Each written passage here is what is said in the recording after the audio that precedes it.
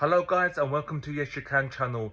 If you are unable to delete photos and videos from your iPhone and your iPhone storage is full, then stay tuned and watch this video and I will show you how to fix this problem.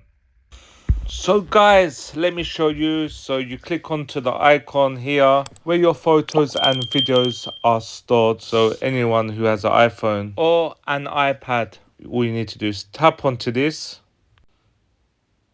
So you want to delete a photo just like this. So it can be any random photo or video.